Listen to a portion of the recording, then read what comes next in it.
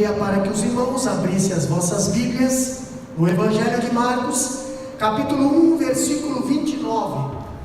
Evangelho de Marcos, capítulo 1, versículo 29, que diz bem assim a palavra do Senhor: E logo saindo da sinagoga, foram à casa de Simão e de André, com Tiago e João. E a sogra de Simão estava deitada com febre, e logo lhe falaram dela. Então, chegando-se a ela, tomou-a pela mão e levantou-a, e a febre a deixou, e serviu-os. E tendo chegado a tarde, quando já estava se pondo o sol, trouxeram-lhe todos os que se achavam enfermos e os endemoniados, e toda a cidade se ajuntou à porta, e curou muitos que se achavam enfermos e diversas enfermidades, e expulsou muitos demônios, porém não deixava falar os demônios, porque o conheciam.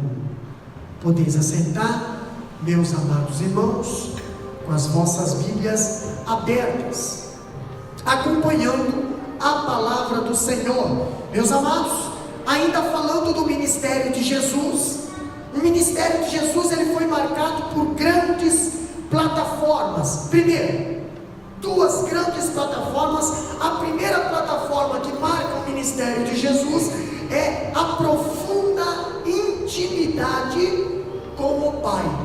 Irmãos, todo crente, ele precisa ter intimidade profunda com Deus, senão o ministério dele não vale nada.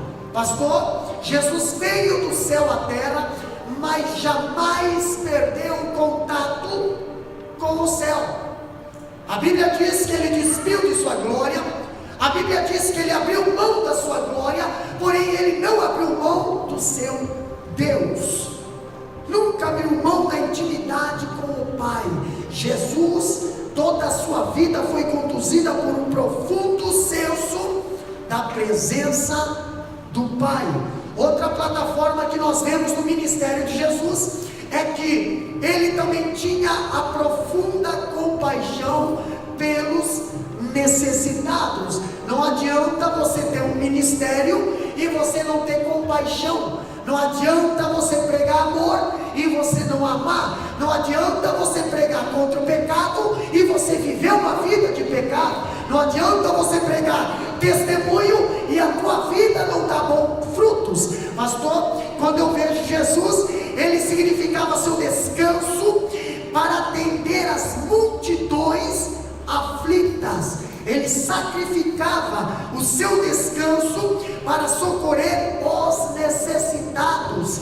As pessoas tinham sempre prioridade na agenda de Jesus. Agora nós vemos algumas partes, algumas áreas do ministério de Jesus. E a primeira área é essa: ministério da cura. No ministério de Jesus tinha uma área que se chamava cura. Destacamos 4 pontos aqui neste ministério de cura que tinha na vida de Jesus. Pastor, Jesus usa o seu dia de descanso para socorrer os aflitos. Nós vimos alguns versículos anteriores, algum culto anterior, talvez 2 cultos atrás, 2 estudos atrás, que Jesus, ele entrando na sinagoga,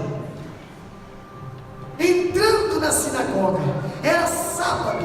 Pastor, Jesus nunca esteve demasiadamente cansado para ajudar as pessoas. A necessidade delas era mais importante do que o seu próprio desejo de descanso. O sábado era o dia de descanso, o sábado era o dia de adorar ao Senhor. Porém Jesus, além de fazer isso, ele dedicava esse dia para curar os enfermos, para expulsar demônios, para visitar os enfermos. Pastor, Jesus dedicava o seu dia de descanso para salvar, libertar e curar. Quando eu vejo que ele ensinou, ele libertou, e agora ele vai, depois do culto na sinagoga, ele sai e vai à casa de Pedro. Para quê, pastor? Para curar a sua sogra.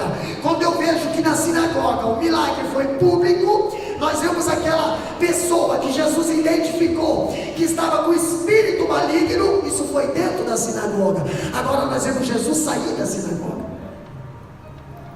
Milagre não é só para fazer dentro da igreja, milagre tem que ser feito fora da igreja também. Nós vimos Jesus operando milagre dentro da sinagoga, mas nós vimos Jesus saindo da sinagoga, operando milagre na casa de Pedro também. Pastor, na sinagoga o milagre foi público, na casa de Pedro, longe dos holofotes, ele não precisava de público para fazer uso do seu poder. Tem pessoas que precisam que a igreja esteja entupida para que haja milagre. Tem pessoas que precisam que o pavilhão esteja entupido para que a mensagem dele vá ao áudio. Irmão, se você é usado por Deus, pode ter 2 ou 3, ou pode ter milhões, você vai continuar sendo usado por Deus. A palavra vai continuar tendo virtude. Aonde tu estiver, se você é usado por Deus, vai haver milagre. Se você está sendo usado por Deus na igreja, vai haver milagre. Se você está sendo usado por Deus na casa, vai haver milagre. Se você está sendo usado por Deus no trabalho, vai haver milagre. Se você está sendo usado por Deus no shopping, vai haver milagre. Quando eu vejo um segundo ponto, eu vejo que os discípulos, eles levaram seus problemas a Jesus. Os discípulos levaram seus problemas a Jesus. Versículo 30 diz bem assim, ó: e logo lhe falaram a respeito dela. Quem, pastor? Terminou o culto, viram que operou um milagre ali, uma vida foi liberta. Demônios não estão mais usando aquela vida. Agora, pastor, viram que Jesus está fazendo milagre. Tem pessoas que só chegam a Jesus quando vê Jesus operando milagre na vida de alguém, né? No final daquele culto, veio os discípulos dizendo bem assim: olha, precisamos ir lá na casa do Pedro. Por que na casa do Pedro? Porque tem um enfermo na casa do Pedro. Tem uma pessoa com febre na casa de Pedro. Tem uma pessoa que não está vindo mais no culto porque está enferma. Tem uma pessoa que não está cantando mais no coral porque está enferma. Tem uma pessoa que não está mais contribuindo porque está enferma. Jesus precisa ir naquela casa urgente. Mas sabe por que Jesus foi? Porque trouxeram o problema a Jesus. Os discípulos vieram trazer o problema a Jesus. E agora nós vimos que no capítulo 4, versículo 38 de Lucas, a Bíblia fala: e rogaram-lhe por ela. Não basta você dizer assim: Jesus, está vendo lá, Jesus? Pois é, Jesus. Não, irmão, a Bíblia diz que os discípulos rogaram. Sabe o que é rogar? Insistir, clamar, suplicar, chorar, gemer. Tem uma pessoa enferma lá em casa. Tem uma pessoa enferma na minha casa. Quem sabe você está na igreja hoje, mas você está aqui intercedendo por alguém que está lá, alguém que está lá, acolá, alguém que está lá na outra cidade, alguém que está lá no outro país. Você está aqui e você está sendo abençoado aqui, porém você está querendo Jesus. Tem alguém enfermo lá. Eu preciso que tu vai lá. Pastor, como eu vejo que Pedro era um homem casado e a sua sogra morava com ele, agora eu vejo que quando esta ficou enferma, os discípulos levaram o problema a Jesus, falaram para ele sobre a enfermidade. Nós, de igual modo, devemos levar as pessoas ou as causas ao Senhor e podemos cantar, como o poeta sacro diz: quando tu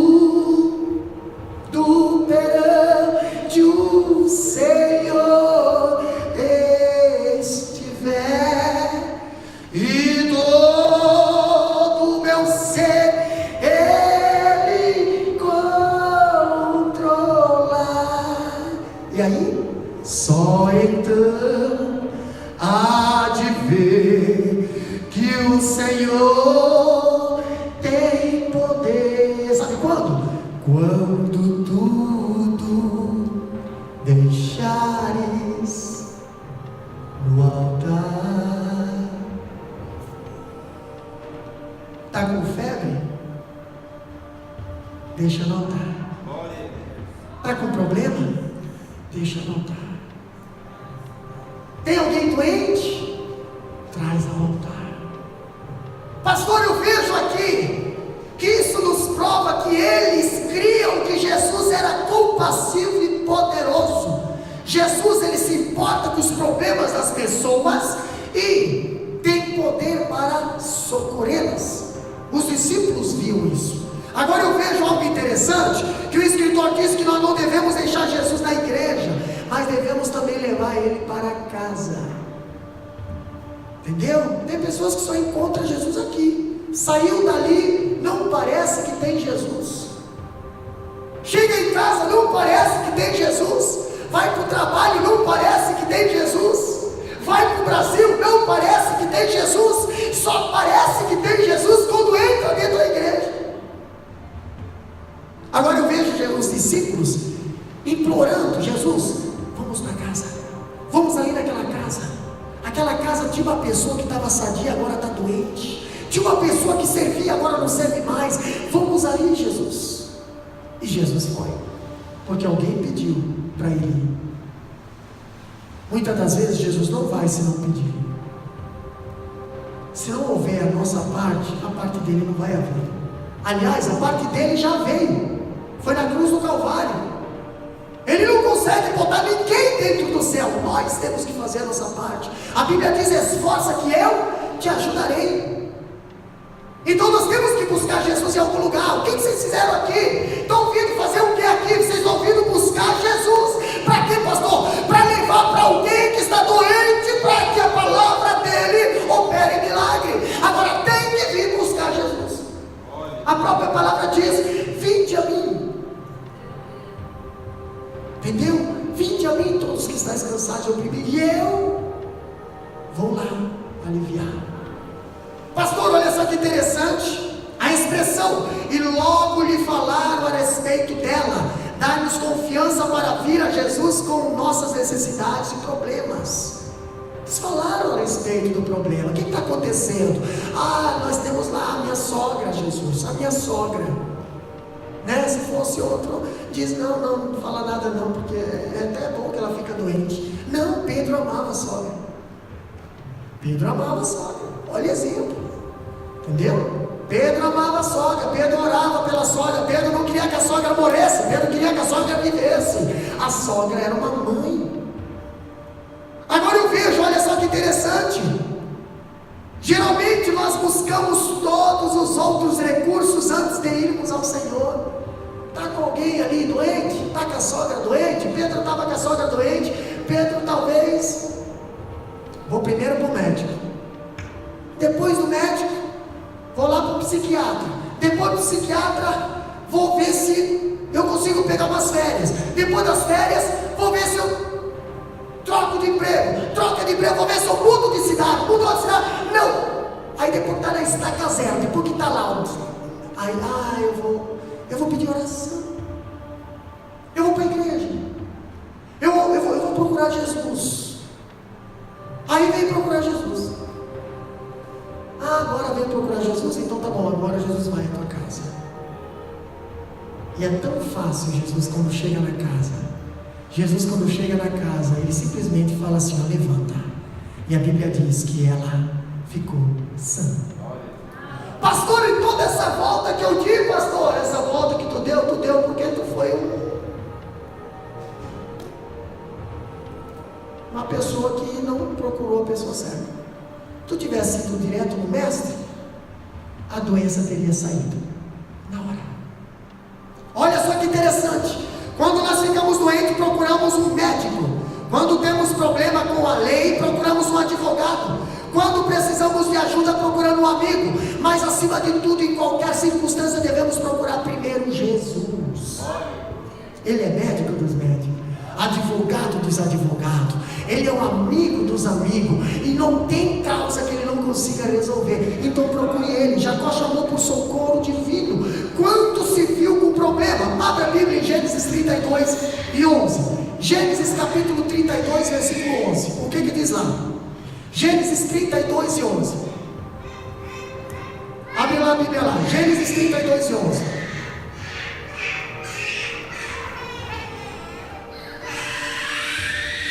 Gênesis 32 e 11. Abre a Bíblia lá para nós. Livra-me, peço-te, da mão do meu irmão, da mão de Esaú, porque eu tenho, para que porventura não venha e a mãe com os filhos. Lê de novo. Livra-me, peço-te, da mão de meu irmão, da mão de Esaú, porque o temo, para que porventura não venha e me fira, e a mãe com os filhos. O que estava acontecendo com Jacó? Jacó estava sendo perseguido pelo seu próprio irmão. O seu próprio irmão estava procurando matar ele. Esaú estava procurando matar Jacó. Claro que Jacó enganou Esaú, enganou o pai, e ele estava só colhendo o que ele mesmo plantou. Agora eu vejo que Jacó primeiro vai lá, engana, vai lá, faz um monte de coisa, foge e faz um monte de coisa, não adianta de nada. Até que um dia ele se vê num beco sem saída e ele tem que olhar para cima e diz: ó Deus, livra-me, peço-te da mão do meu irmão. Tem hora que só Deus pode livrar.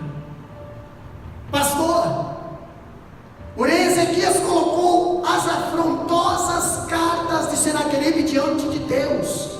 2 Reis, capítulo 19, versículo 19, diz bem assim, ó: agora pois, ó Senhor, nosso Deus, se servido de nós livrar da sua mão, e assim saberão todos os reinos da terra que só tu és Senhor Deus. Tem gente que até faz propósito: Deus, se tu fazer isso, eu vou testemunhar, eu vou falar que tu me livrou, que foi tu que deu, que tu... Tem gente que faz e tem gente que cumpre. Tem gente que faz e depois que recebe a bênção não cumpre mais. Pastor, quando eu vejo, quando Lázaro ficou doente, suas irmãs procuraram Jesus. João capítulo 11, versículo 3 diz bem assim, ó: mandaram-lhe pois suas irmãs dizer: Senhor, eis que está enfermo aquele a quem tu amas. Foram procurar Jesus. Interessante, mas Lázaro estava enfermo. Não deixaram Lázaro morrer, mas Jesus permitiu que Lázaro fosse para a sepultura. Tanto é que quando Jesus chega para elas, Jesus fala bem assim, ó: essa doença não é para a morte, essa doença é para a vida. Meu Deus, pastor, quantas vezes nós conversamos com pessoas que estão ali à beira da morte, na UTI, lá de baixo, e Deus nos usa para falar bem assim: essa doença não é para a morte, essa doença aí é para trazer vida, essa doença é para trazer vida. Vida onde, pastor? Vida na família, que só se encontra no leito de enfermidade. Vida para o casal, vida para os filhos, é para trazer vida para você, que até agora você estava fora dos caminhos do Senhor, mas foi essa doença que fez você buscar Deus de novo. Essa doença não é para a morte, mas você vai passar pelo vale da sombra da morte, até você aprender a reconhecer quem é o teu Deus. Deus permite.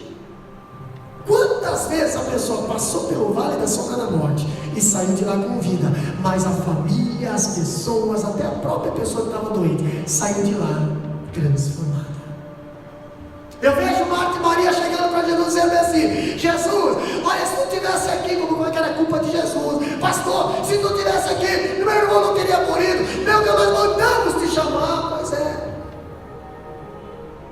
mandar me chamar é uma coisa, eu ir é outra. Deus nunca trabalha no nosso tempo, Deus trabalha no tempo dele. E Deus nunca chega atrasado, Deus chega na hora certa. Quem se atrasa é nós. Nós nunca vamos conseguir ser pontual para Deus. Agora Deus não. Pode ter certeza, na hora exata Deus está lá. E a hora exata de Deus não é a nossa, Ah, mas se não for nessa hora não vai acontecer, não vou fazer, então não vai dar certo. Não, é a hora de Deus. E nós temos que esperar a hora de Deus. A Bíblia diz: esperei com aonde? No Senhor. Eu vou esperar com paciência. Eu estou com a conta cheia de dinheiro no banco. Eu vou esperar com paciência. Eu estou forrado. Eu vou esperar com paciência. Pastor, esperar com paciência é você esperar no Senhor. Quando tu espera no Senhor, tu não precisa de nada das coisas dessa terra. As coisas acontecem. Nada dos planos do Senhor são atrapalhados. Tudo acontece na hora certa. Agora tem que estar no Senhor. Olha só que interessante. Aqui eu vejo que a Bíblia nos ensina a lançar sobre Ele toda a nossa ansiedade. 1 Pedro capítulo 5, versículo 7 diz bem assim, lançando sobre Ele toda a vossa ansiedade. Sabe por quê? Alguém pode responder por quê? Ele tem cuidado de vós. Está ansioso? Por que está ansioso? Ah, você não sabe o que vai ser o dia de amanhã? Não te preocupa, o dia de amanhã não pertence para nós. Você sabe o que vai ser o dia de amanhã? Meu Deus, o dia de amanhã, pois é, o dia de amanhã não pertence para você, então não se mete no dia de amanhã. Agora, o dia de amanhã pertence para Deus. Pastor, olha só que interessante. Terceira coisa é que as nossas causas impossíveis, elas são possíveis para Jesus. Olha só, a sogra de Pedro, ela estava acamada. A palavra acamada pode ser traduzida por estar prostrada. A palavra grega para febre é a mesma palavra para fogo. Mateus diz que estava ardendo em febre. Abre a Bíblia em Mateus capítulo 8 e 14. O que a Bíblia diz lá? Mateus capítulo 8 e 14. Outro já abre Lucas capítulo 4 e 38. Mateus 8 e 14, Lucas 4 e 38. Lê bem alto para todo mundo ouvir. Mateus 8 e 14. E Jesus, entrando na casa de Pedro, viu a sogra descer, jazendo com febre. E Jesus, entrando na casa de Pedro, você não precisa mostrar onde é que está o problema. Só basta levar Jesus para lá. Aonde Jesus entra, o mal tem que sair.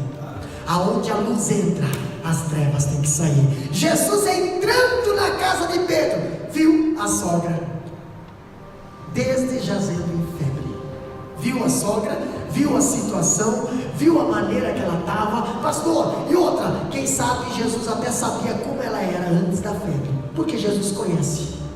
Jesus sabia como era a sogra de Pedro antes, e Jesus está vendo como está a sogra de Pedro agora. Jesus é o ontem, hoje, eternamente. Pastor, Lucas 4 e 38, o que diz lá?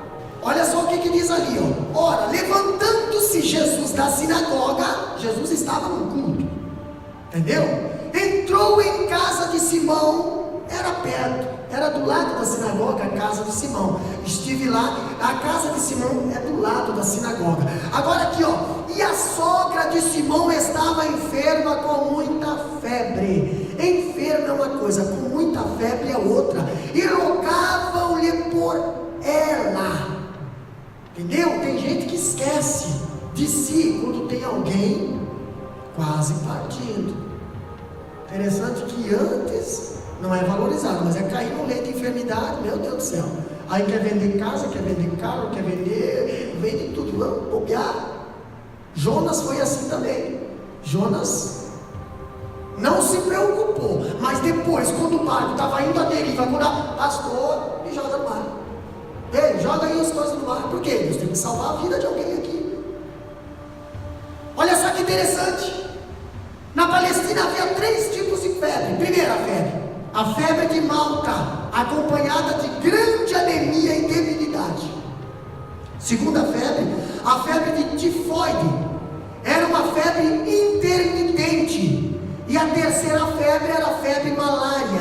As regiões pantanosas do Jordão eram infestadas de mosquito e da malária. Olha só, pastor, em Cafarnaum abundavam os casos de malária.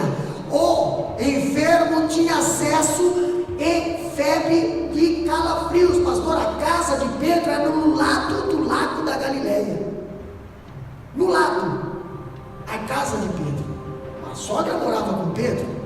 Então, peraí, no lado ali. Pastor, olha só que interessante, diz o escritor que na região pantanosa ao redor de Cafarnaum, com o seu clima subtropical, é provável que a enfermidade da sogra de Pedro tivesse sido acometida de malária.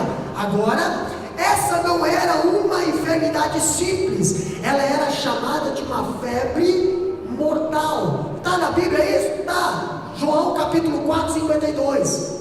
Dá uma lida para nós. João capítulo 4, versículo 52. Essa febre que estava na sogra de Pedro era uma febre, não era qualquer uma febre, não era uma febrezinha que dá dorzinha no corpo, não era uma febrezinha que dá ali um suorzinho, não, era uma febre mortal. E quando a Bíblia diz que é febre mortal, é porque o caso é grave. João capítulo 4, versículo 52.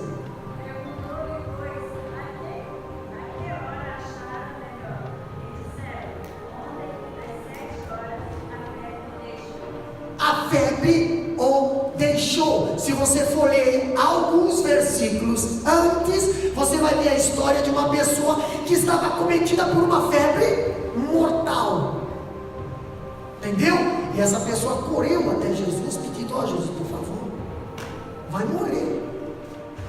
Olha só que interessante. Os discípulos estavam diante de uma causa impossível, mas eles levaram a Jesus. Eles contaram para Jesus e confiaram nele, e um milagre aconteceu. Embora essa seja a cura na família de um discípulo, é a história de cura mais curta e mais singela dos evangelhos. Jesus sai do culto, entra na casa e diz: sai dela, e a febre saiu. Tu vê que tu não vê um capítulo todo falando da cura da sogra de Pedro. Tu não vê uma história toda cheia de detalhes da sogra de Pedro, não. Jesus simplesmente ouve, vai lá, cura e continua a vida normal.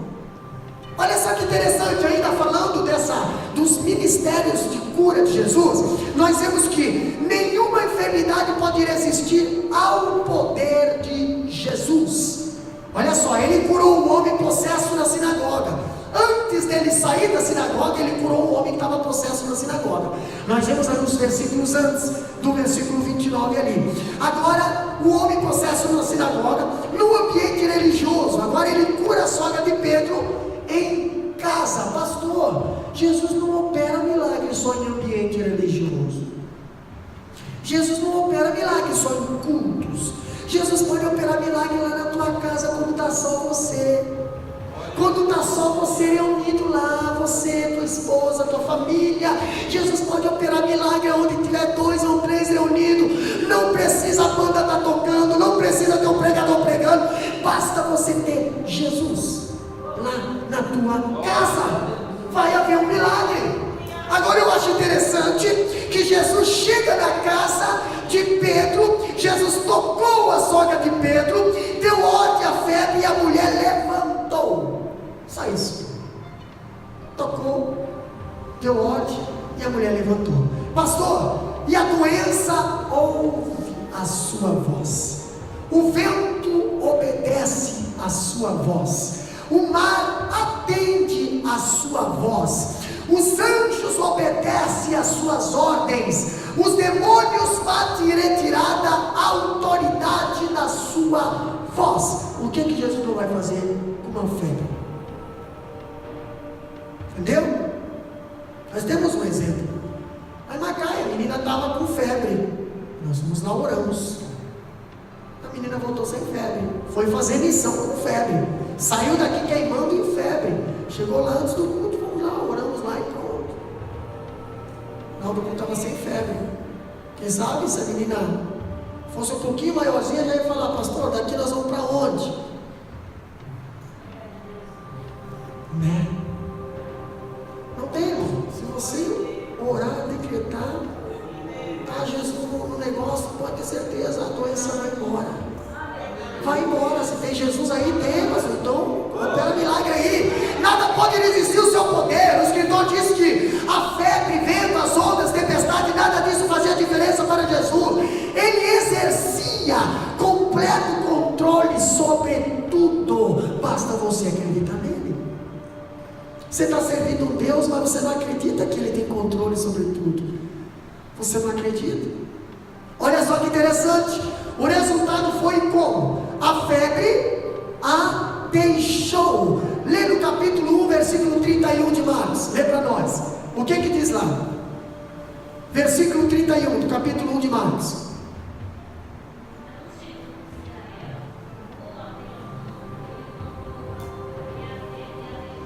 Pastor, olha só.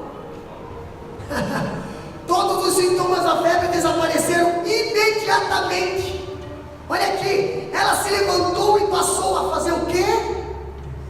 Servir. Era aquilo que ela fazia antes. Entendeu? A sogra servia Jesus antes também. Agora imagina Jesus entrar na casa e ver a sogra naquela situação. Cadê aquela mulher que servia? Cadê aquele homem que servia? Cadê aquela pessoa que servia?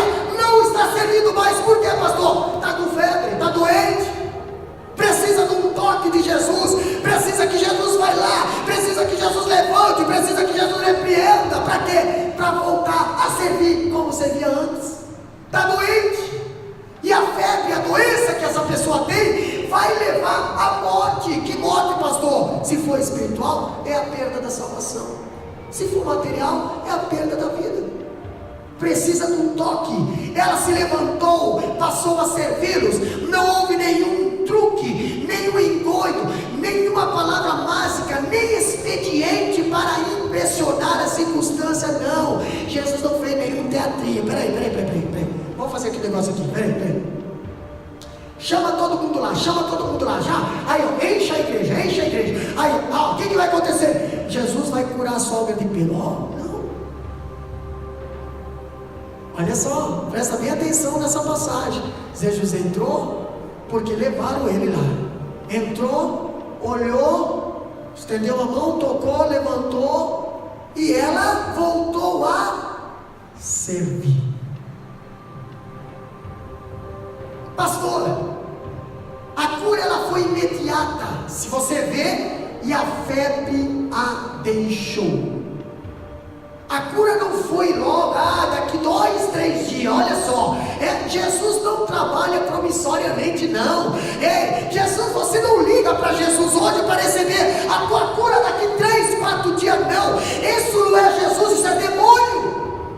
Jesus, quando ele fala, ele age na hora. Aqui ó, a palavra dele tem poder de levantar o enfermo na hora, de revelar na hora. Ele não tem esse negócio de ficar segurando alguém ali na expectativa, não é novela da Globo para deixar você no gostinho de quero mais pro próximo capítulo, não.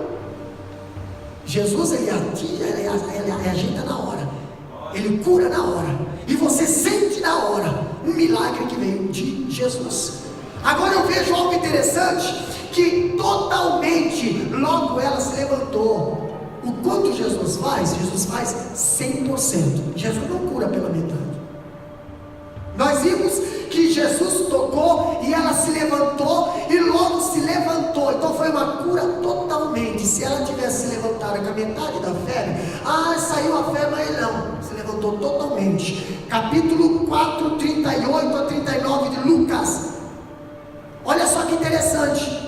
E permanente, passando ela a servi-los. Se ela tivesse doente ainda, ela não conseguiria servir. Uma pessoa doente não consegue fazer nada para o Senhor, não consegue servir ao Senhor, não consegue andar nos caminhos do Senhor. Primeiro ela precisa ser curada, primeiro Jesus precisa estender a mão, colocar de pé e depois mandar caminhar. Agora eu vejo algo interessante, que a notícia da expulsão do demônio na sinagoga e da sogra de Pedro correu célebre, e muitas pessoas renovaram as suas esperanças de cura para os seus entes queridos. Olha só, depois da cura familiar dentro da casa de Pedro, uma multidão é trazida a Jesus. Agora ele está na rua. Marcos fala de todos os enfermos.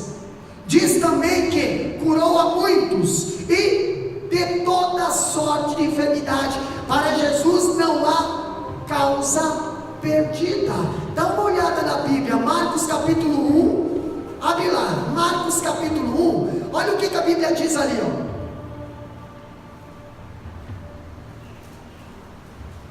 Tendo chegado à tarde, versículo 32, olha o que a Bíblia diz: e tendo chegado à tarde, já era no finalzinho do dia, entendeu? Já houve milagre lá dentro da sinagoga, agora houve milagre dentro da casa de Pedro, e agora já era tardezinha, quando já estava se pondo o sol, então já estava virando o dia. Trouxeram-lhe todos os que se achavam enfermos e os endemoniados. Entendeu? Pode ter certeza, se Jesus está na tua casa, vai haver milagre na tua casa. E se haver milagre na tua casa, vai despertar interesse em muitas pessoas enfermas vão te procurar, muitas pessoas com problemas vão te procurar. Pastor, e aí? Diz que a casa encheu-se, diz que uma multidão veio atrás de Jesus, com muitos enfermos e muitos endemoniados. Para quê, pastor? Para que ele os curasse e os libertasse. Agora eu vejo algo interessante, que Lucas faz um registro importante desse texto, Lucas capítulo 4 e 40, lê para nós, Lucas capítulo 4, versículo 40, o que diz lá?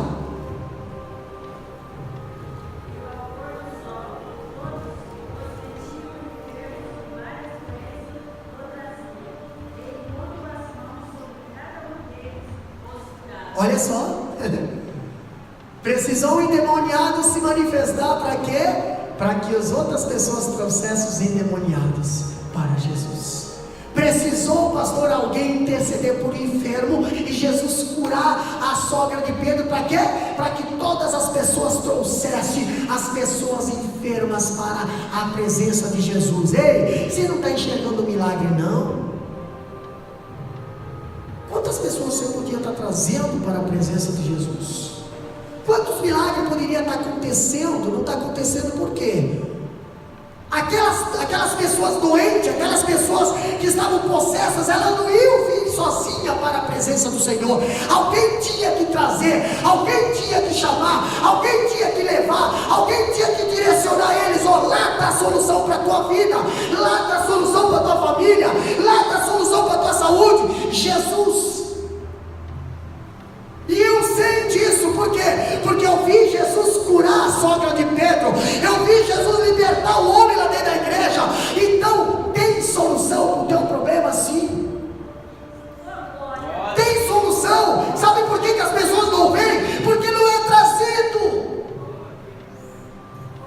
não é direcionado. Como foi falado no sábado de manhã, lá em Macai, no estudo da vida de Jesus, o amor de muitos está se esfriando. É mais fácil eles acreditar em demônios do que na palavra do Senhor. Está lá, a tua solução está lá, Jesus é a solução, e eu sou prova, porque já aconteceu um milagre na minha vida. Então se tu for, Jesus vai ter milagre. Se tu não for, Jesus não vai ter milagre. Direcione. A Bíblia diz que no finalzinho do dia tinha uma grande multidão diante de Jesus. Para quê, pastor? Para Jesus dispensar? Não, Senhor. Toda pessoa que chegasse a Jesus, ele saía diferente. Toda pessoa que era trazida a Jesus, ela saía diferente. Eu só vejo uma pessoa que saiu da presença de Jesus e não teve mudança. Foi o jovem rico, que chegou diante de Jesus e não aceitou a palavra de Jesus. Saiu da mesma maneira que veio.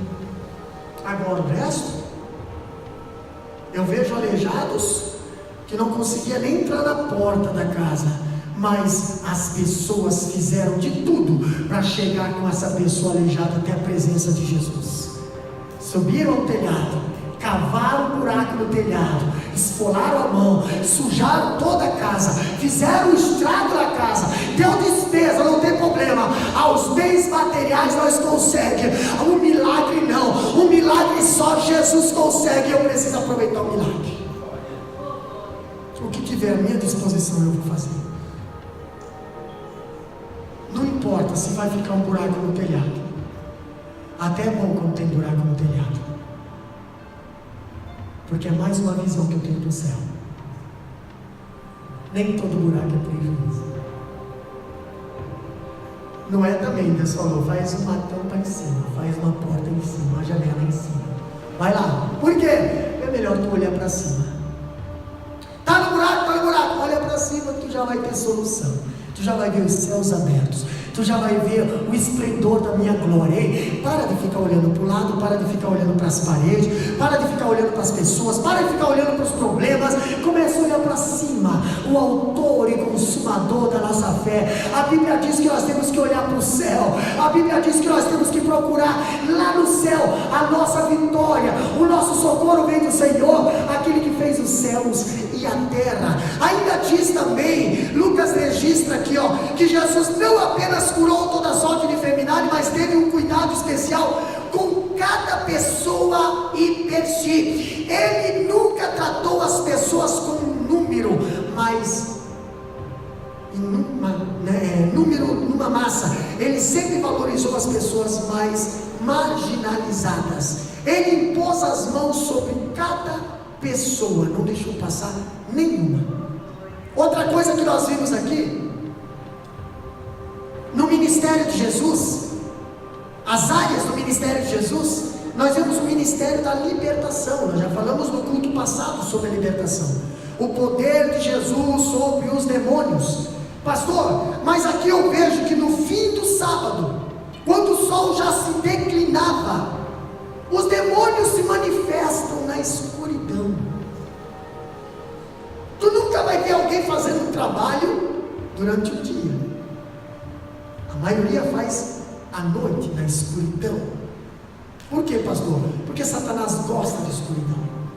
Satanás é o príncipe das trevas. Agora eu vejo o povo da cidade de Cafarnaum afluiu em massa para o local onde Jesus estava.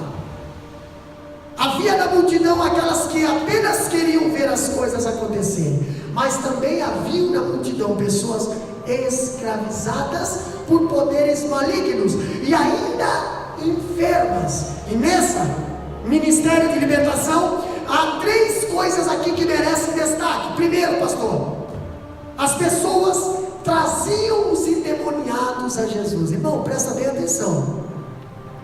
Nenhum endemoniado vai vir a Jesus sozinho. Entendeu? Tu pode ter certeza que se a pessoa tiver possessa, onde tiver Jesus, ela vai se manifestar.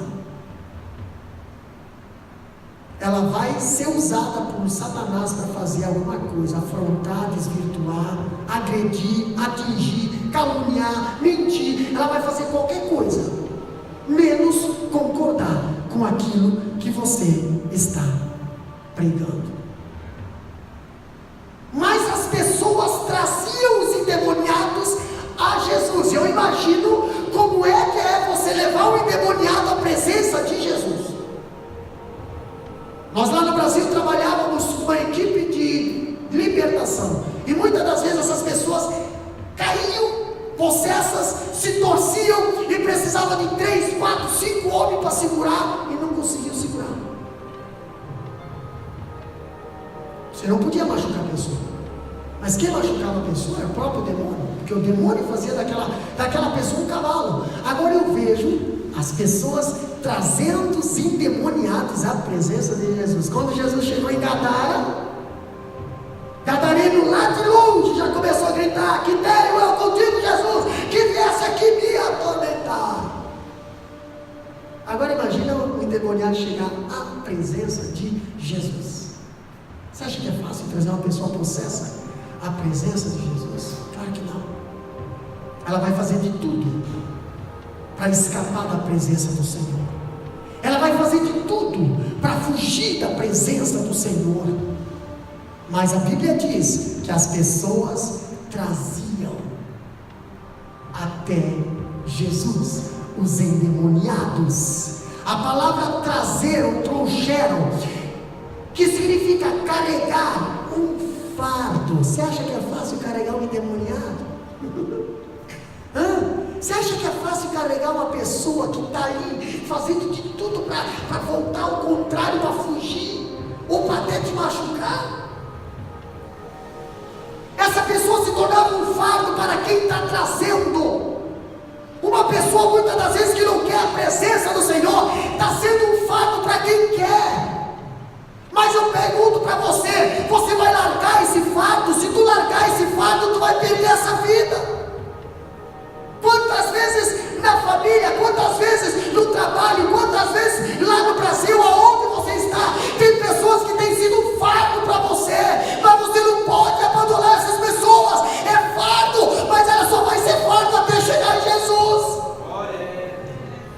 Quando chegar em Jesus não vai ser mais fardo, vai sair dali te dando orgulho, e você vai olhar e vai dizer: era fardo, agora é bênção, era fardo, agora é testemunho, era fardo, agora é bênção, mas não larga o teu fardo. Quantas vezes você tem vontade de largar o fardo, você tem vontade de largar esses trouxeram, pastor? Você precisa trazer a Jesus, custe o que custar, você não pode abrir mão. Eles trouxeram as pessoas endemoniadas a Jesus. Você acha que era fácil? Se aquela mulher não, aqueles 4 voluntários para trazer aquele aleijado à presença de Jesus, subir lá em cima do telhado, já foi um sacrifício. Quantas vezes aquele camarada falou bem assim: não leva não, não quero ir não, eu não quero ir. Por que vocês estão me levando se eu não quero ir? Não, é porque nós sabemos que você indo lá, você vai voltar diferente. Mas eu não quero ir. Mas você precisa ir. Sabe por que você tem que insistir? Porque você tem fé, essa pessoa já não tem mais. Essa pessoa não acredita mais no milagre, essa pessoa não acredita mais na transformação, na renovação, mas você acredita, você tem Jesus, tem milagre todo dia na tua casa, e você quer que tenha milagre na casa da pessoa lá também, mas a pessoa não acredita, porque ela nunca teve milagre. Então você tem que pegar aquele fardo e levar até a presença de Jesus, custe o que custar. Você tem que chegar com essa pessoa na presença de Jesus. Por quê? Chegou na presença de Jesus, a pessoa vai ouvir a palavra, ela vai acreditar na palavra, ela vai arrepender-se.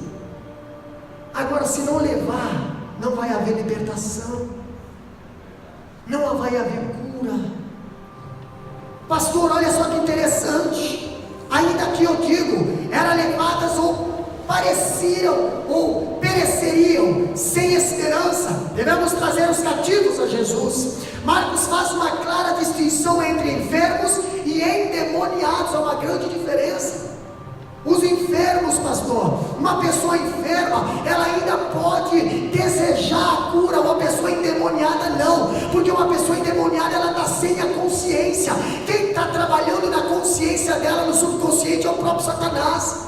Você acha que Satanás vai querer fazer essa pessoa ir para Jesus? Claro que não. Agora, uma pessoa que só está enferma, a sua mente ainda deseja ser curada. Ah, como eu queria ser curado. Olha aquela mulher do fluxo de sangue, estava lá na área lá das pessoas com fluxo de sangue. Ela desejava: se eu simplesmente tocasse na orla do vestido de Jesus, eu seria curado. Ela estava com o corpo enfermo, mas a mente não. Ela não estava possessa. Agora, uma pessoa possessa não. Uma pessoa possessa, ela está com a mente escravizada com Satanás. Satanás nunca vai deixar essa pessoa pensar nas coisas de Deus, ou pensar que ela pode ser curada uma hora, a não ser que alguém pegue e leve até Jesus, e Jesus liberta, e aí sim ela sabe o que é uma vida liberta diante de Deus. Pastor, outra coisa que nós vimos aqui é que porque ele veio, Jesus libertava os endemoniados. Olha só aqui, Jesus, ele libertava os endemoniados. Capítulo 1, versículo 34. Libertava os possessos por algumas razões. Por que Jesus libertava os possessos? Lê para mim o versículo 34. O que diz lá?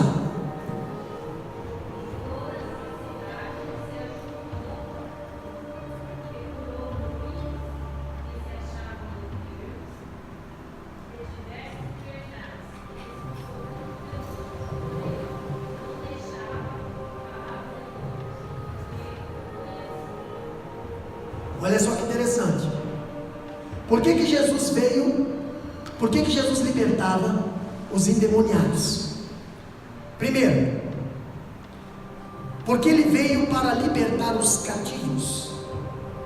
Seu ministério foi definido por ele desde o começo da sua agenda pública na sinagoga de Nazaré, como um ministério de libertação dos cativos e oprimidos. Lucas 4,18. O que diz Lucas 4,18? Diz bem assim, primeira pregação de Jesus, primeiro culto que ele foi pregar, primeiro testemunho que ele foi pregar. Ele já abre a Bíblia no livro de profeta Isaías e diz bem assim, o Espírito do Senhor, está lá essa passagem está em Lucas 4, 18 e 19. O Espírito do Senhor é sobre mim, que me ungiu para evangelizar os pobres, enviou-me a curar os quebrantados de coração, a pregoar liberdade aos cativos e dar vista aos cegos, e pôr em liberdade os oprimidos, anunciar o ano aceitável do Senhor. Essa era a missão de Jesus, esse era o ministério de Jesus.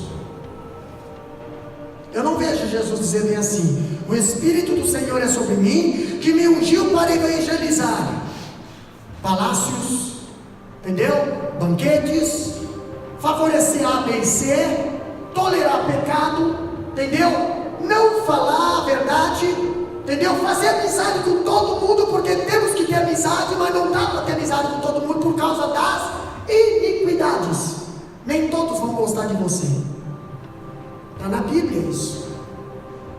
Agora eu vejo Jesus dizendo bem assim, que ele foi enviado a curar os quebrantados de coração, a pregoar liberdade aos cativos. Pastor, se tu está indo pregar liberdade aos cativos, tu vai arrumar uma guerra com o inferno, porque o inferno que prende as pessoas, é o inferno que acorrenta as pessoas. Agora eu vejo aqui, e dar vista aos cegos, e pôr em liberdade os oprimidos, e anunciar o ano aceitável da salvação. Por que, pastor, que ele veio libertar os cativos? Porque estava aqui, fazia parte do ministério dele. Não era porque ele queria, mas era porque Deus mandou ele a essa terra para fazer isso. Ele não tinha outra missão, entendeu? Jesus não veio a essa terra fazer turismo, Jesus não veio a essa terra fazer nome, Jesus não veio a essa terra ficar famoso, Jesus não veio a essa terra para ser idolatrado. Não, Jesus veio a essa terra para libertar, curar e dar vida, e vida com abundância. Agora eu vejo aqui que Lucas diz que ele foi ungido para libertar os oprimidos do diabo. Atos capítulo 10 e 38 fala isso. Como Deus ungiu a Jesus de Nazaré com o Espírito Santo e com a virtude, o qual andou fazendo o bem e curando a todos os oprimidos do diabo, porque Deus era com ele. Irmão, eu vejo Jesus falando assim. Eu vejo agora Lucas falando isso, mas eu vejo Jesus indo para a cruz. Eu vejo Jesus sozinho. Eu vejo Jesus sendo cuspido. Eu vejo testemunhas se levantando, se unindo para pregar uma calúnia, uma mentira, só para ver Jesus ser pregado na cruz. Eu vejo Jesus fazendo bem, as pessoas que recebiam o bem de Jesus não agradeciam, sim, gritavam: crucificam, crucificam, crucificam. E eu vejo ele sozinho na cruz. Mas mesmo na cruz eu vejo ele salvando vidas. Era a missão dele. Pastor, e aí, pastor? Então terminou isso aí, Moisés? Não, eu vejo Jesus falando bem assim: eu vos farei discípulos. Para onde vocês estiverem, eu estarei convosco. Prega o meu evangelho. E outra, se vocês crerem, vocês farão obras maiores do que eu fiz. Eu morri na cruz, mas talvez alguns podem até passar, ter morte bem mais cruel ainda.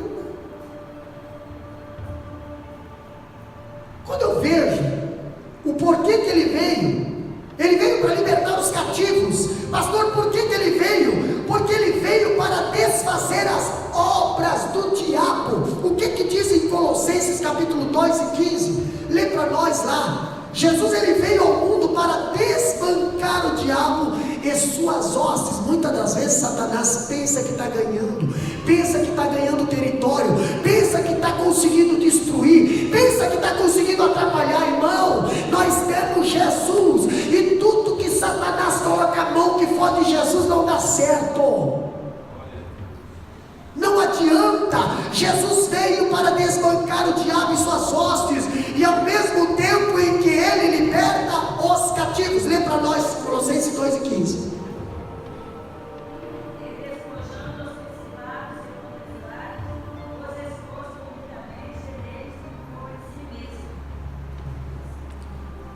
E despojando os principados e potestades, expôs publicamente, e deles triunfou em si mesmo. Irmão, sabe o que Jesus faz com Satanás? Sabe o que Jesus faz com quem é usado por Satanás? Sabe o que Jesus faz com quem tenta fazer a obra do Senhor ser envergonhada? Jesus simplesmente faz isso. Despojando é o que? Desarma eles. Potestades, expôs publicamente. Entendeu? Expôs publicamente. Sabe o que Jesus fez com aquele homem lá dentro da sinagoga, que estava até elogiando, até falando bem, porém Jesus falou: ei, sai dele. Entendeu? Sai dele. Jesus simplesmente ele desmascara Satanás. Simplesmente ele revela Satanás. Simplesmente ele coloca a olho nu aqui, ó, tá vendo? Não é Deus que está falando, é Satanás. Por que, pastor? Porque Deus fala dessa maneira. Quando Deus fala, o homem fica vivo, e tudo que Deus fala acontece. A palavra de Deus, ela dura para sempre, e Deus vela pela palavra dele. Satanás gosta de enganar, e aquele que não tem comunhão com a palavra do Senhor são os primeiros a ser enganados por Satanás e pelos seus agentes na face da terra. Agora eu vejo algo interessante, que ele venceu o diabo na tentação, venceu libertando os endemoniados, venceu nas outras diversas investidas, e finalmente triunfou sobre a cruz, despojando e expondo aos desprezos. Pastor, quando Satanás estava lá, né, vendo Jesus pregado na cruz, quem sabe Jesus ainda ganhou uma alma lá na cruz, ó, falou para o ladrão da direita, irmã Marivone: hoje mesmo tu estarás comigo no paraíso. E Satanás: mas vai acabar teu ministério agora. Acabou. Esse é o último.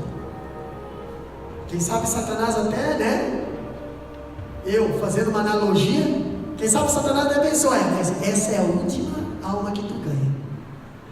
Daqui tu não vai mais, daqui tu não faz mais. Aqui tu vai morrer, e acabou-se. Quando Jesus entrega o Espírito ao Pai, expirou, o céu virou, o inferno virou em festa. Meu Deus do céu, pensa na festa. Conseguiram matar, e conseguiram matar mesmo. A mordida da serpente não conseguiu tirar o Espírito. Por quê, pastor? Porque Jesus entregou o Espírito para o Pai. O Espírito era do Pai. Quantas pessoas dão lugar para Satanás? Satanás pressiona para querer tirar o Espírito, e a pessoa ajuda Satanás a tirar o Espírito. Jesus não. Jesus entregou: Pai, o Espírito é teu, pega. E ele esperou o Pai tirar o Espírito. Algo interessante aqui que nós aprendemos: não toca naquilo que não é teu. O Espírito não pertence a você, o Espírito veio do Pai. A Bíblia fala em Gênesis que o Pai soprou em nossas narinas o fôlego de vida. Ele deu, e somente Ele pode tirar. Pastor, mas não toca no que não te pertence. Jesus estava lá na cruz: Pai, nas tuas mãos entrego o meu espírito. A história diz que naquela hora expirou, claro. O Pai tirou. Aí Satanás pensou: batemos, conseguimos matar o Filho de Deus, acabou a festa, pronto, somos vitoriosos. Aí disse que ia matar, tá? Só que aquela festa durou pouco tempo. Por quê? Porque Jesus em espírito desceu lá no inferno, entrou no inferno, e aonde Jesus entra, os demônios se alvoroçam. Pensa, você já viu um ninho de marimbondo, vespa, ninho de abelha? Eu imagino que o inferno ficou assim, daquelas demoniadas todas. Por quê, pastor? Onde é que nós vamos correr? Não dá para sair daqui? E o homem que tu matou lá em cima está aqui. E sabe, até os demônios questionavam Satanás. Não está na Bíblia isso, mas vamos fazer uma analogia. E aí, grande Senhor Satanás, tu não disse que venceu? Venci. O homem está entrando aí, moço. Para onde nós vamos correr? E agora? Vamos ter que obrigar. Grande Senhor, meu Senhor. Onde a presença do Senhor chega, Satanás tem que se dobrar. Pastor, a Bíblia diz que Jesus entrou no inferno, tomou a chave do inferno e também tomou a chave da morte.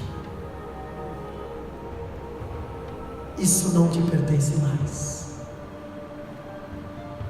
Você pensa que você me derrotou? Pois é, espiritualmente aqui já está decretada a tua derrota. Porém, daqui uns 2 dias lá na face da terra, vai ser publicamente, todo mundo vai saber. Eu sei que tu vai lá querer influenciar os reis, querer influenciar os soldados, dizendo que os cristãos roubaram. Eu sei disso porque tudo você faz com mentira. Porém a mentira tem perna curta.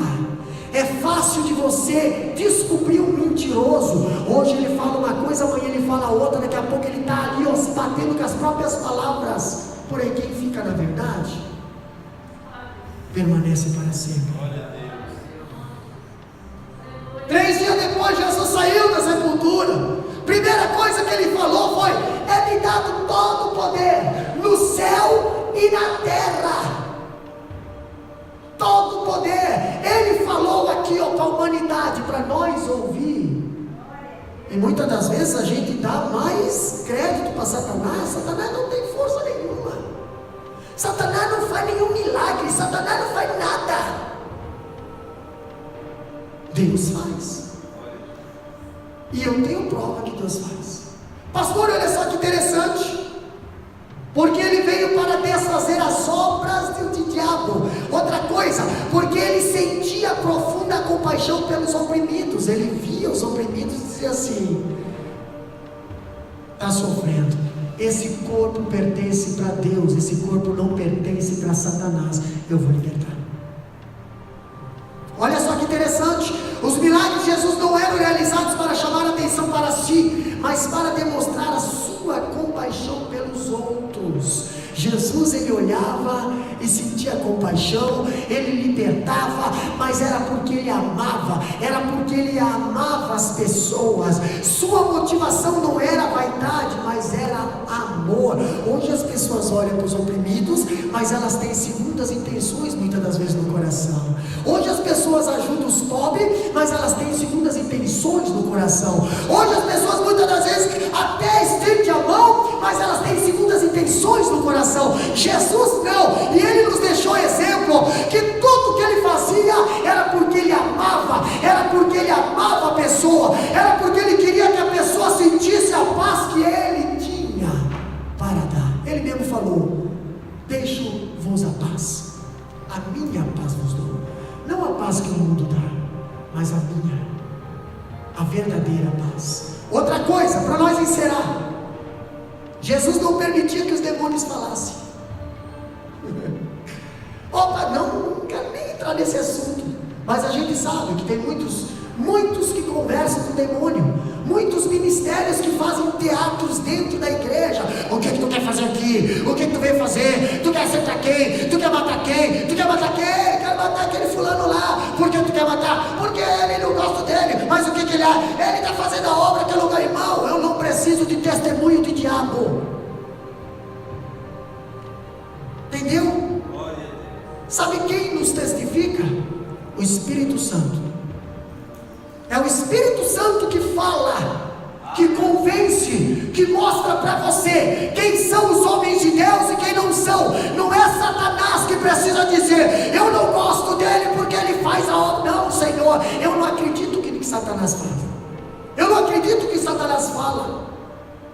A serpente foi usada por Satanás, enganou a Eva, e a Eva acreditou no que a serpente falava, e a Eva conversava com Deus todo dia. Interessante. Deus falava: cuidado, vigia, não desobedeça. E daqui a pouco vem a serpente. É assim que Deus falou. É.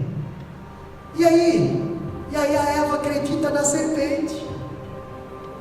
E Deus falando todo dia, e a palavra, a voz de Deus não é válida.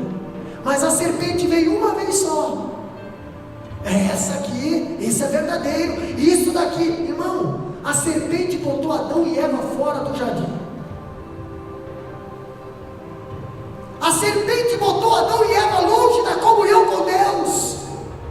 A serpente botou Adão e Eva com uma maldição por resto da vida. Hoje nós não estamos mais na presença de Deus por causa desse vacilo. Quantas das vezes nós acreditamos na serpente? Quantas das vezes nós acreditamos em Satanás? Você acha que Satanás não faz milagre? Claro que faz. Satanás coloca a doença e depois ele mesmo vai lá e tira para dizer para nós: olha o milagre. Mas olha o homem dos milagres que aconteceu lá no Brasil, onde é que está? Atrás das grades. A mentira não vai muito longe. Uma cidade inteira está escravizada, estava escravizada por causa desse homem. Muitos estavam ali chorando, defendendo a causa desse homem. Mas quantas pessoas? Pessoas que não podem nem sair da cidade. Você acha que você vai lá fazer alguma coisa? Você acha que você não tem que deixar alguma coisa, um compromisso com eles? Deixa eu dar um exemplo bíblico aqui para você. Vamos falar um pouquinho de Bíblia? Saul perdeu a presença do Senhor, perdeu, não conseguia mais falar com Deus, não conseguia. Foi aonde? Para ter resposta, foi lá na feiticeira. Chegou lá na feiticeira, pagou a feiticeira, porém a feiticeira fez ele assinar um compromisso. A feiticeira falou: olha, você acha que eu não sei que o rei Saul aí, se ele descobrir que tem feiticeira aqui em Israel, não vai me mandar matar? Sim, mas o rei Saul não vai saber disso. Você é o rei Saul. Acho que Satanás não sabe, não adianta chegar camuflado. Você é o rei Saul. Mas eu não vou falar para ninguém não, Senhor. Escreve aqui, faz um compromisso comigo. Faz um compromisso comigo aqui. E Saul teve que fazer um compromisso com a feiticeira.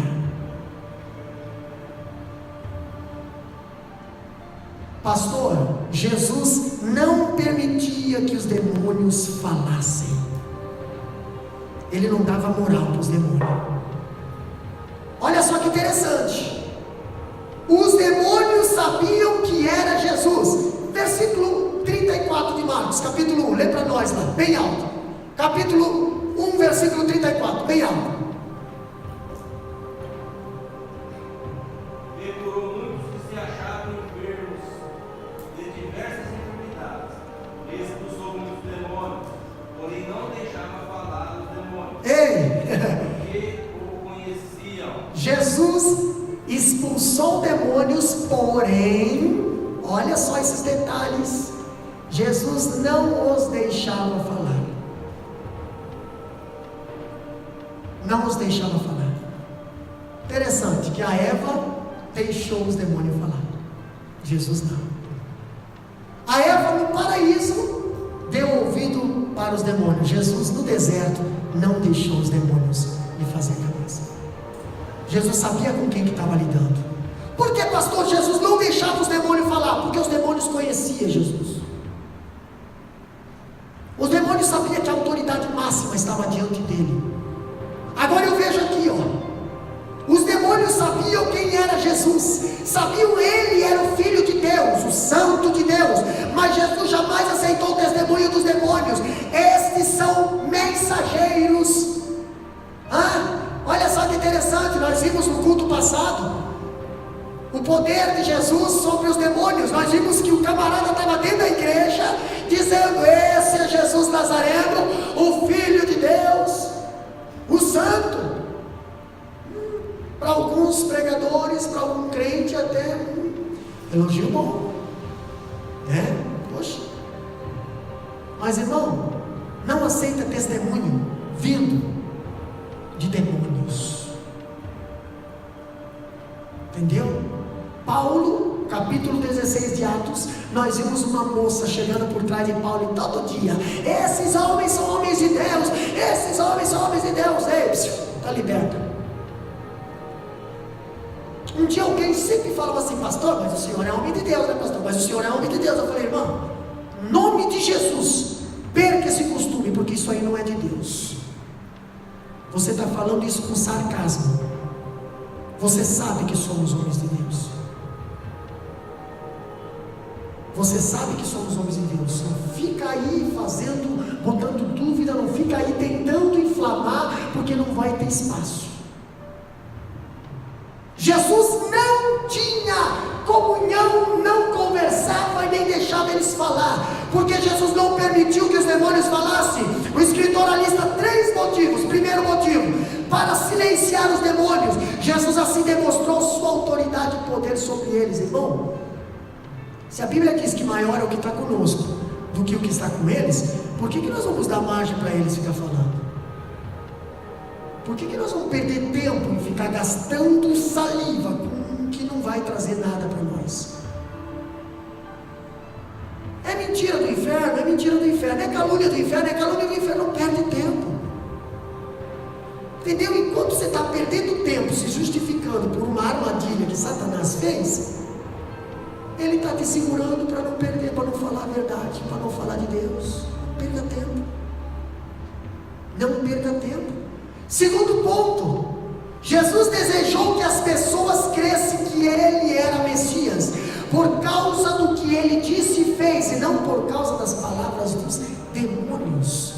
Você lembra que Satanás chegou para Jesus lá no deserto e disse assim: olha, Jesus, vou te levar lá no pináculo do templo e vou te jogar. Você se joga lá para baixo, e aí lá embaixo, antes de tu cair no chão, tu fala assim: ó Deus, manda os anjos me segurar aqui. E aí os anjos vão vir, vão segurar você, e todo judeu vai ver que você é o Messias que veio do céu. Nossa, pensa no camarada famoso. E Jesus falou: não é desse jeito que eu vou mostrar para o povo que eu sou Messias.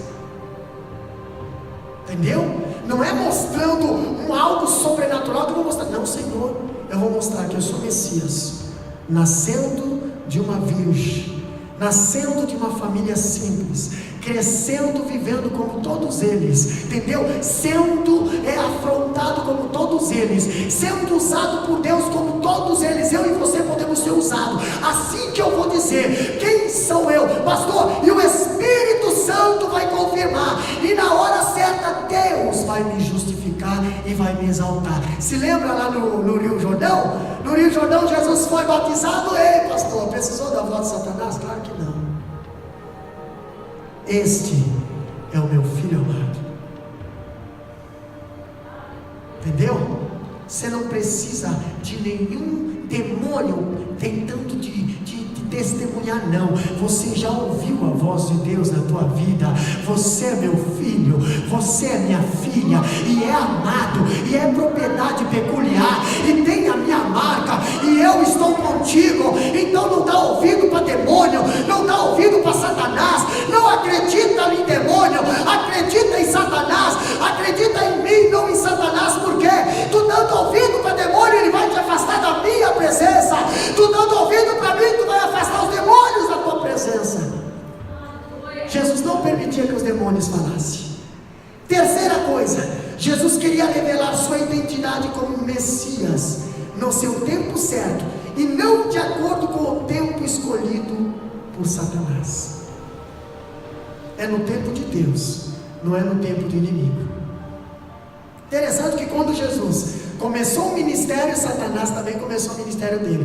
O ministério de Jesus era trazer vida, e vida com abundância. O ministério de Satanás era trazer morte. A Bíblia diz em João capítulo 10, versículo 10, porque o ladrão não vem senão...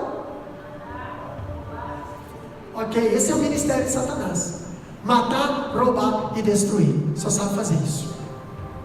Agora o ministério de Jesus: porém eu vim para trazer e vida com abundância. Vida com abundância. Esse, pastor, era o terceiro ponto. Jesus queria revelar sua identidade. Pastor, este queria que as pessoas seguissem a Cristo com o motivo errado. Satanás, os demônios queriam que as pessoas seguissem a Jesus. Pode até seguir, pode até servir, porém serve da minha maneira, servem do meu jeito. Hoje está assim, entendeu? Hoje está assim. Satanás está falando demais. Satanás está doutrinando muitas pessoas hoje. Pode ser crente, mas seja da minha maneira. Pode servir a Deus, mas sirva da minha maneira. Pode dar testemunho, mas testemunhe da minha maneira. É do meu jeito. Não dá para servir a dois senhores. Quando eu vejo o Faraó proibindo o povo de ir sacrificar, o povo de Israel, eu vejo o Faraó dizendo assim: ó, vai sacrificar, porém não leva os bois e os gados. Vai, como é que eu vou sacrificar se eu não tenho sacrifício? Estratégia de Satanás. Moisés falou: não é da tua maneira, é da nossa. Então tá bom, então vão sacrificar, mas não vão muito longe. Não, peraí, se eu aceito a Jesus, eu quero distância do pecado. Mas Satanás não quer que tu vá muito longe do pecado. Por que, pastor? Qualquer desânimo tu já volta a pecar. E Jesus fala para aquela mulher: vai e não peques mais. E aí, se você for ver as estratégias de Satanás, ali usando o Faraó, né? Vai, mas deixa as crianças aqui. Está aqui o futuro da igreja no amanhã, mas está aqui, ó, já está sendo ensinado hoje. Cadê os filhos? Cadê os filhos, pastor? Os filhos que deveriam estar na casa do Senhor, aprendendo a palavra do Senhor, não estão. Mas cadê os pais? Também não estão. E aí, pastor, é culpa da igreja, é culpa do pastor, é culpa dos irmãos? Não, é Satanás que está doutrinando a tua vida e está direcionando você para outro caminho. E não adianta dizer que tem Jesus no coração e vai servir a Deus da maneira que eu dou o Senhor. A Bíblia manda nós viver em comunhão. Comunhão é na casa dele e não da maneira de Satanás. É do jeito certo e não do jeito de Satanás. Por isso que nós não temos que dar confiança para ele. Jesus não permitia que os demônios falassem. Jesus não permitia que os demônios conversassem. Jesus, ele falava e os demônios obedeciam. Queria que as pessoas seguissem a Cristo por aquilo que poderia receber dele, e não porque fato ele é o Salvador do mundo. Satanás, ele tem doutrinado hoje as pessoas na face da terra a seguir a Cristo por aquilo que Jesus dá e não por aquilo que Jesus é. Então, se você não recebe nada, é porque Jesus não te ama. Então, se você não recebe nada, é porque Jesus não está na tua vida. Ei, Jesus não te chamou para ter um coração capitalista. Jesus não te chamou para ser um servo interesseiro. Jesus te chamou para cada dia levar a sua cruz e chegar ao céu. E ainda ele diz que o nosso galardão não é aqui, o galardão é lá. Ainda ele falou que o nosso galardão não é aqui, o nosso galardão está lá. Aí eu pergunto para você, irmã Eliane se prepara para adorar o nome do Senhor. Eu pergunto para você algo interessante. O teu Jesus, o que ele está exigindo de você? Se o teu Jesus está exigindo algo que Faraó estivesse jejuando, ele não é o Jesus verdadeiro. Se o teu Jesus pede para você seguir a Ele, sem interesse, mas Ele fala para você: se você estiver comigo, eu acrescentarei na tua vida. Se você andar comigo, eu te protegerei, eu te abençoarei até aqueles que te abençoaram. Mas primeiro, anda na minha presença e ser perfeito. Sabe o que é isso? É Jesus chamando nós para a responsabilidade. É Jesus chamando nós para dar o primeiro passo, para ir ao encontro dele, e ele vem ao nosso encontro. Se coloca de pé, amada igreja.